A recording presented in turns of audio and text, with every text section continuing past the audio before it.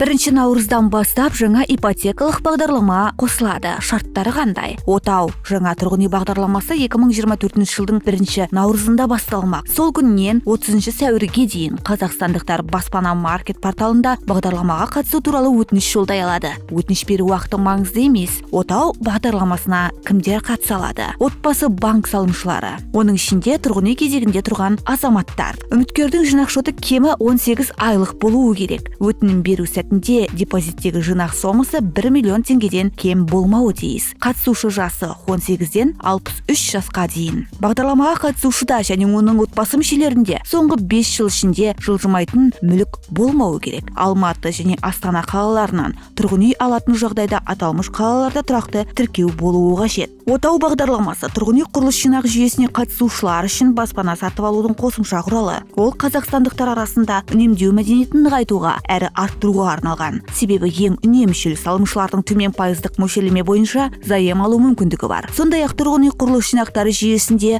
салым жинақтау бірнеше жылдан кейін заем бойынша мөлшерлемені төмендетуге мүмкіндік береді. Бұл мүмкіндік отбасы банк клиенттеріне несиеден шаршауды болдырмауға көмектеседі. Отау бағдарламасы жұмыс істейтін жастарды, жас отбасыларды, отбасы банкінің салымшыларын тұрғын үймен қамтамасыз етуге бағытталған. Жыл сайын заемдардың жартысынан астамы 35 жасқа дейінгі қазақстандықтарға кредит беруге бөлінетінін білдіреді. Жыл сайын қаржыландыруға 150 миллиард теңге бағыттайтын боламыз. Бұл ақша отбасы банктың өз қаражаты есебінен бөлінетін болады. Сондай-ақ қазақстандық қаржы нарығынан да қарыз алып қаражат тартуды жоспарлап отырмыз. Отау бағдарламасы 7 жылға есептелген. Осы кезеңде біз 50 мың азаматтың тұрғын үй мәселесін шешуге көмектесеміз деп атап өтті Отбасы банк акционерлік қоғамы басқарма төрағасы Ләззат Ибрагимова. Өтінім беру уақыты аяқталғаннан кейін Отбасы банк.kz сайтында қатысушылар тізімі автоматты түрде жасақталады. Оған ең көп